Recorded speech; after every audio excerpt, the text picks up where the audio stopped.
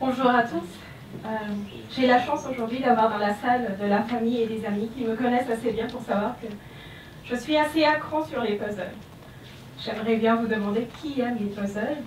Pour ma part, j'en suis passionnée. J'en suis plus que passionnée.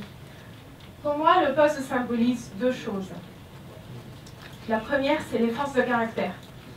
Les caractères tels que la détermination, la patience, la persévérance, l'autodiscipline. Et ça symbolise aussi un caractère unique. Vous savez que dans chaque boîte de puzzle, qu'il y ait 1000, 2000 ou 10 000 pièces, chaque pièce est unique. Et chaque pièce a sa place.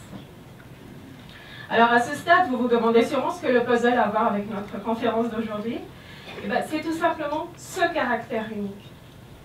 Comme ces pièces de puzzle, chacun de nous est unique. Chacun a ses propres imperfections, chacun a ses propres défauts, et chacun aussi a ses propres forces. On a tous nos talents, notre force de caractère. Et aujourd'hui, il y a tellement d'individus qui ont tant de potentiel, mais qui sont ignorés ou sous-utilisés. Et tout ça, consciemment ou inconsciemment. Et exactement comme ces pièces de puzzle, on aura beau forcer notre caractère et nos talents à s'emboîter avec un certain métier ou certaines activités qui ne leur est pas appropriées, je peux vous assurer que sur le long terme, on est très vite limité. On limite notre propre développement, si ce n'est pas approprié. Et là, on tend seulement à se satisfaire de résultats moyens et de performances moyennes. Et ça fait effet boule de neige. Pour ma part, je suis convaincue que si en fait on veut changer cette mentalité, j'aimerais vous inviter à insister sur vraiment la base, l'éducation à la base, l'éducation des tout petits.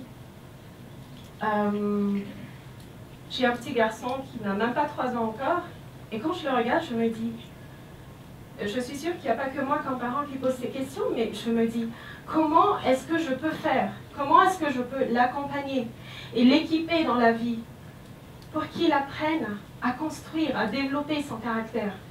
Des traits de caractère tels que la détermination, l'autodiscipline, des traits de caractère tels que la compassion, la prise de risque, la générosité.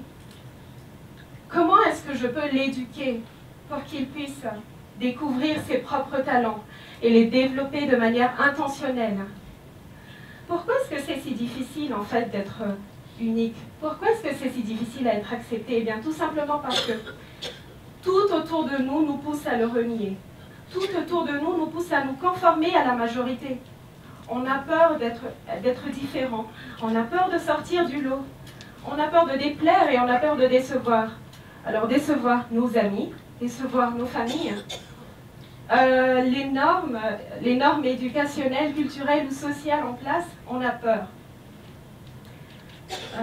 J'incite, et pourtant aujourd'hui plus que jamais, on a vraiment besoin de ce qui nous rend unique, de nos atouts. On a vraiment besoin de cette prise de conscience pour pouvoir les développer nous-mêmes. J'aimerais prendre la citation d'un philosophe anglais, John Locke. C'est un philosophe anglais du XVIIe siècle qui disait « Fuyant comme la peste, cette idée néfaste que tous les enfants doivent être jetés dans le même moule. Chaque enfant est un être unique, et prenons-le. Et le but de toute éducation est de le prendre avec toutes ses imperfections, tous ses défauts, mais aussi toutes ses possibilités, comme la nature nous l'a fourni, et d'en faire le meilleur possible. » Donc chaque enfant est unique. Chaque enfant a ses propres faiblesses, ses propres imperfections et ses propres forces aussi. Alors, vraiment, je vous encourage, arrêtons avec cet enclin perpétuel à vouloir conformer chaque enfant à un idéal qu'on a. Et au contraire, laissons-les, accordons-leur la possibilité de découvrir ce qui les rend uniques, pour qu'eux, à leur tour, ils puissent devenir des adultes indépendants, responsables et épanouis. Je vous remercie.